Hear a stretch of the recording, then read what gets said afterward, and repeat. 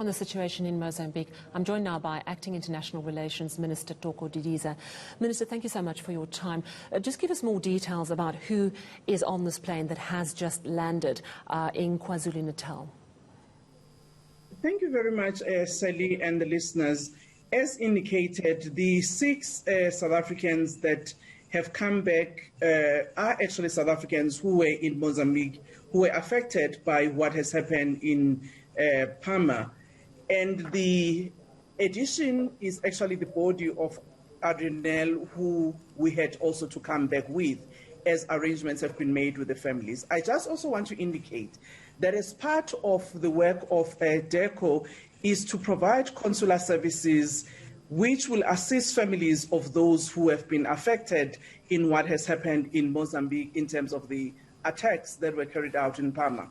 We've been working with our mission in Mozambique, but also here in DIRCO in South Africa, we've got a command center that's actually communicating with families on a daily basis about those people that they are still tracing, informing us names of who are the families who are there or individual members who may be working for some of the construction companies in the area, so that we can have a better information on who is there and inform our mission in Mozambique.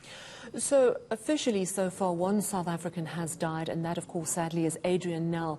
Do you have clarity, understanding it is extremely difficult to get information out of Palma, but do you have clarity on whether any other South Africans may have died in the attack last week?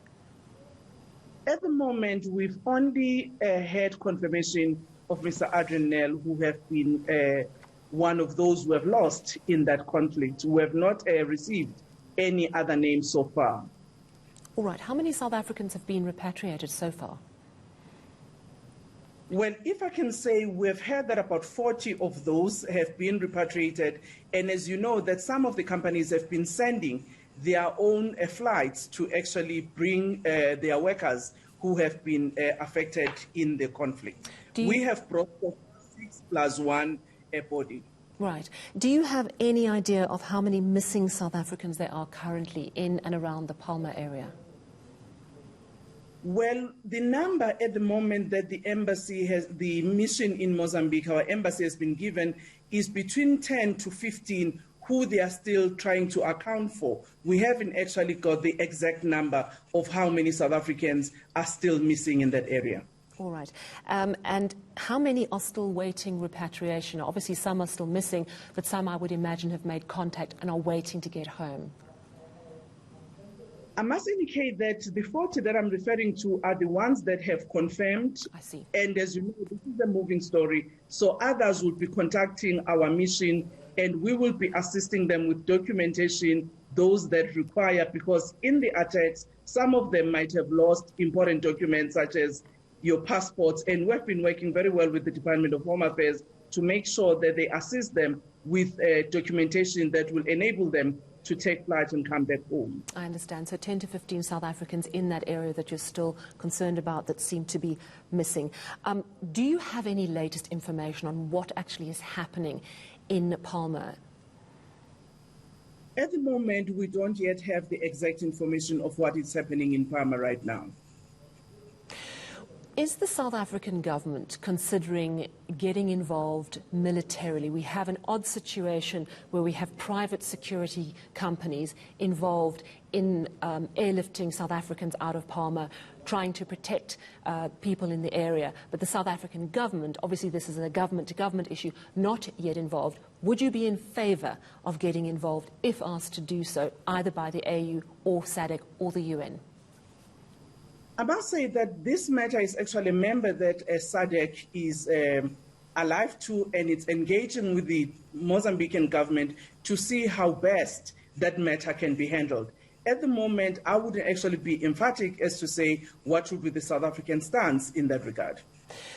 There is a fair amount of criticism, both from the region and the international non-responses so far. We've known about attacks in northern Mozambique for at least 3.5 years now.